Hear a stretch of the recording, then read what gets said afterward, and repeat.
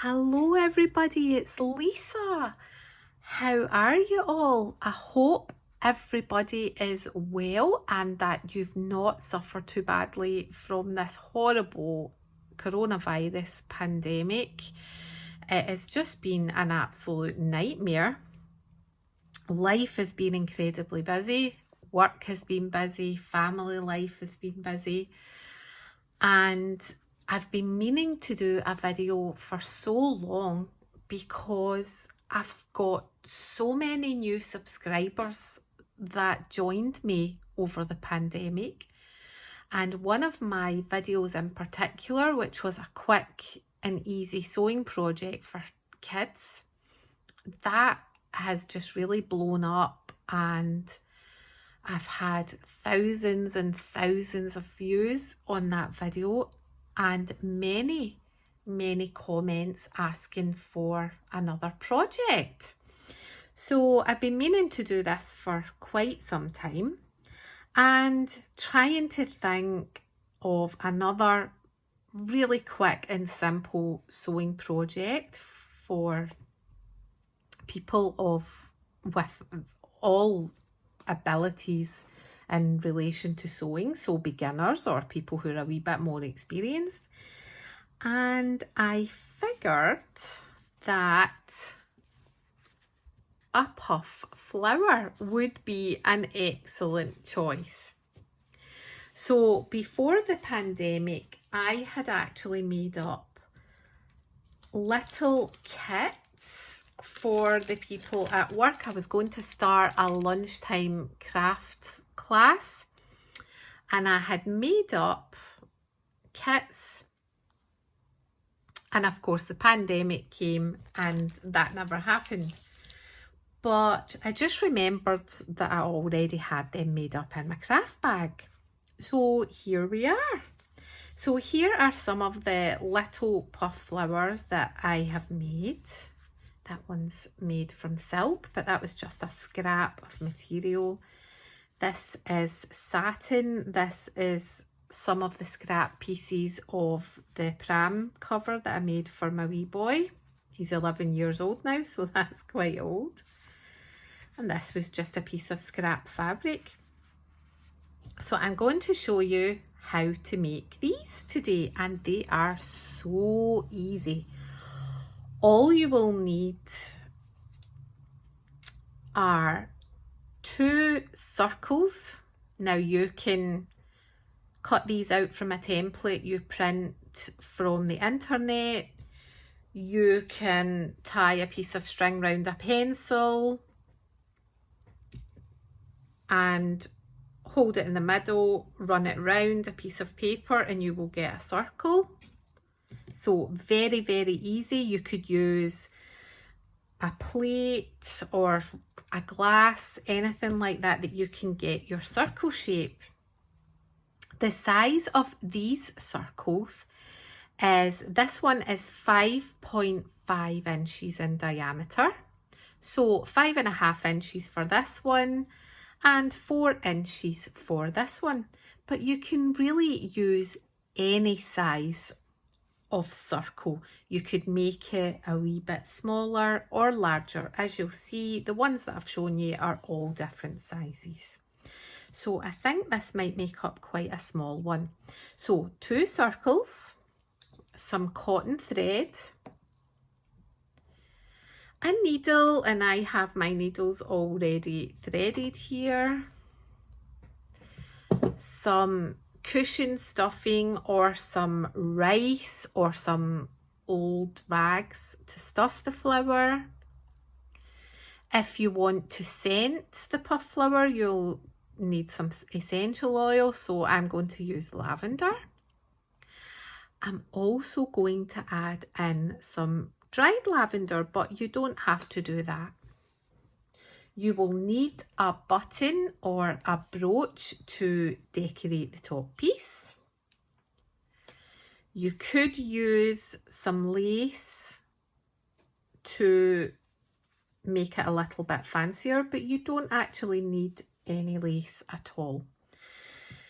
If you don't use a button and you decide to use a brooch, then you're going to need some glue to fasten that on. So now we know what we need. Let's get started. So the first thing you're going to want to do is use a double piece of thread. So put your thread through your needle, double it up, tie a good few knots at the end because you really don't want this to slip out the fabric. So quite a few knots so that it'll hold. And you want the wrong side of your fabric facing up the way, so the inside faces up, and then you basically start a running stitch about 1/4 of an inch in from the edge so that the fabric won't fray.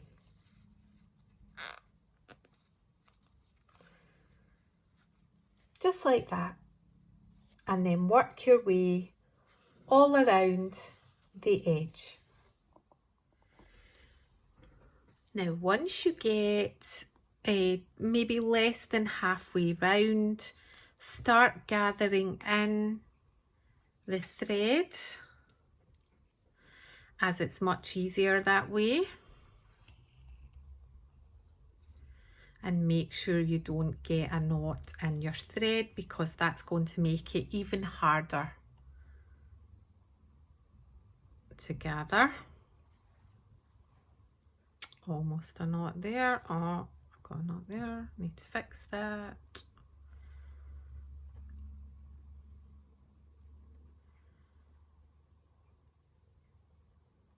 There we go.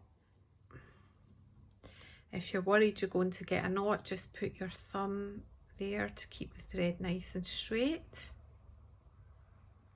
There we go. Phew.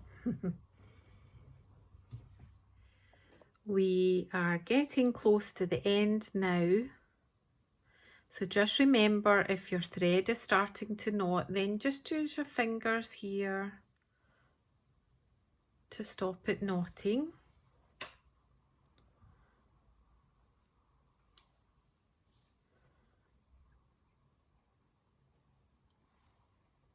And that's us at the end. And now we're going to start the second circle, the smaller one, exactly the same process as before.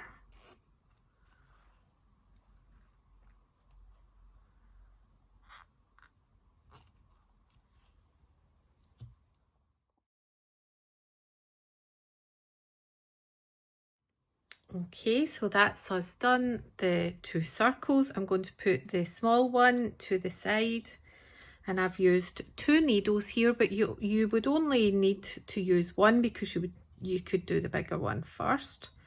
But if you have 2, that's better.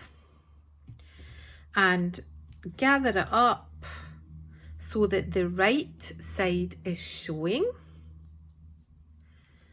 And now it's time to add the toy stuffing. I always like to just separate the stuffing first, fluff it up a bit. But remember, you can use old rags as long as they're clean. Or I suppose you could use rice as well. Okay. And I'm going to put a few drops of lavender.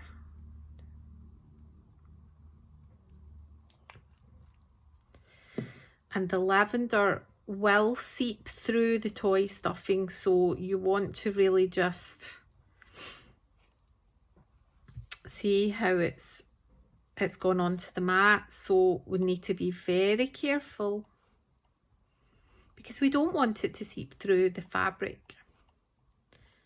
So you could let that sit for a moment or two.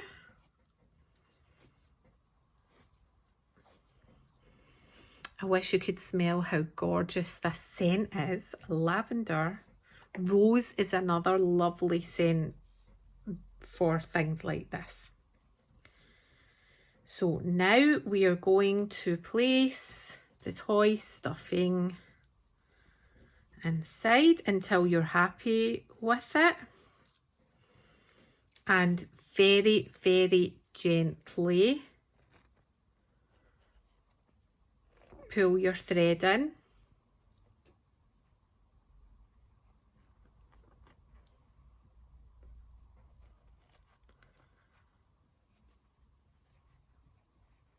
Just gather it all up until you're happy with the depth of it.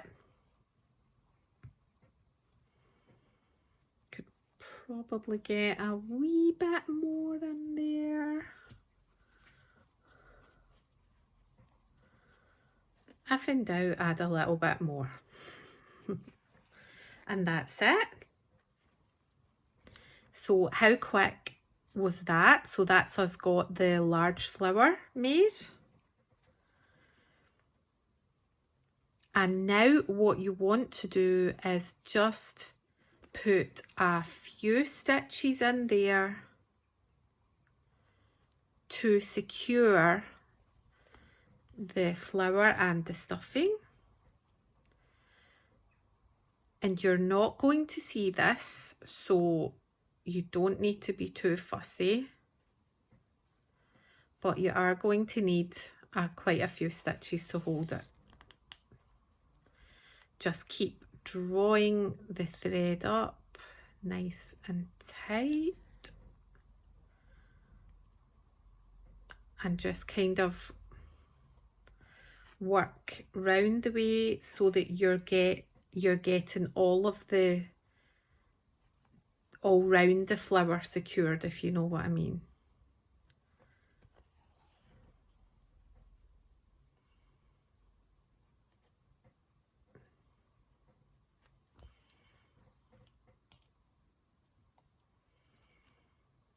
I am pretty happy with that. I think that's secure enough.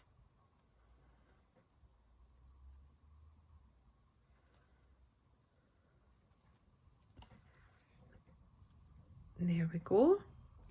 Now we are going to leave the needle and thread on this flower and set it to the side for now. And now we're going to do the same in this one.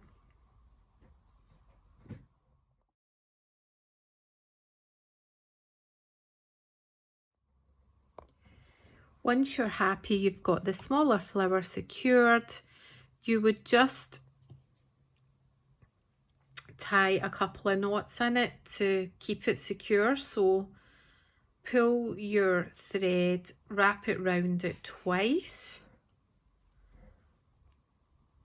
and that'll make a knot, and do it again just to be safe.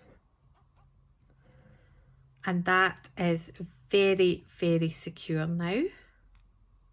That's not going to come undone. And now you can cut this loose piece of thread off. You could cut it a wee bit longer and tie a double knot in it just to be safe. You'll also notice I forgot to add my lavender. So I've quickly added some into this little flower here. So now we have our two flowers. You will notice it's nice and smooth on the underside and it's very gathered around here. Actually, you could probably make a pumpkin like this. We might do that video next if I can find some fabric. So what we want to do is we want to join the two flowers together, but first of all we want to put a stitch down into the bottom of this one. Try and bring out your needle as close to the center as you possibly can, and then back in, back up, pull it tight, and that you'll start to see the puff bit there. And this is the top, the smaller bit where we've sewn it together. This is the top. So we want to join this one to this one. So we will take the needle and put it through the center and out through the center. I'm back. Sorry, I had to go there because I wasn't sure the phone was recording, and now the camera's squint. So you pull it through, and there you have the two of them are now joined. But you're going to want to make sure it's even first of all, so you'll be able to see better than me because you're looking down on it. So we want to do a few stitches through the center, bringing your needle out as close to this center stitch that you made before, making sure you don't get a knot in the top. Back in again through the center, right through the center again. Just keep moving the needle until you're at the center. Hold your thumb here so your thread doesn't knot. And now it's attached, but I'm probably going to want to put another couple of stitches in that just to be safe.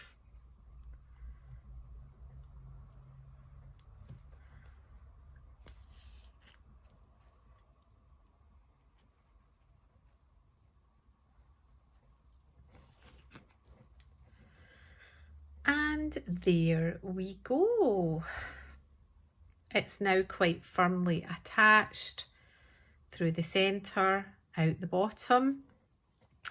If you decided to put a button on, it's at this point that you'll attach your button.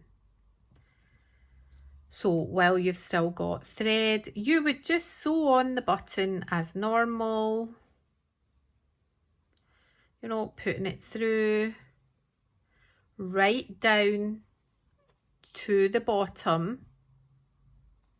So you would just repeat that process to attach your button, and then once you're done you would just fasten it off securely. And everybody has a spare button lying around, don't they? You could use wooden ones. This one's too big, so I didn't use this one. But I actually have a little box of bling and I am going to add some bling. Oh, that one's nice. That's a good size, isn't it? Yep, it's not too big. So I am going to use my hot glue gun to add this. But it would be just as nice with a button.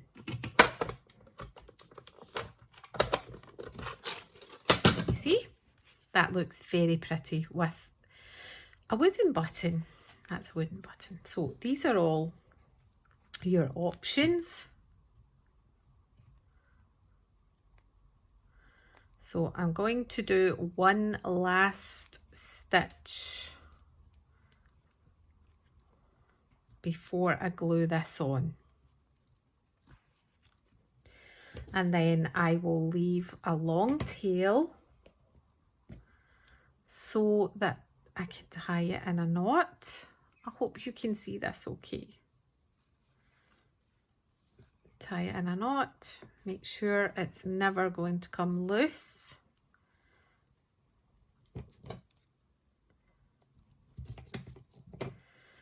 And there we have the flower. I shall get my glue gun.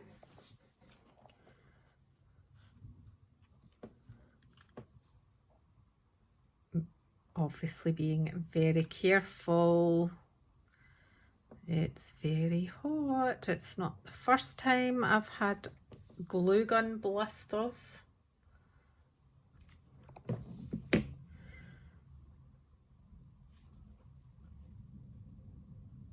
And then we're just going to press that down firmly, hold it down.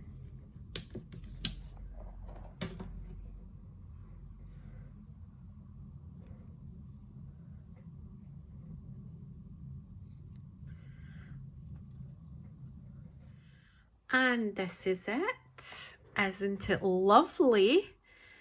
I actually learned to make these at craft group, and it was one of my friends called Susan.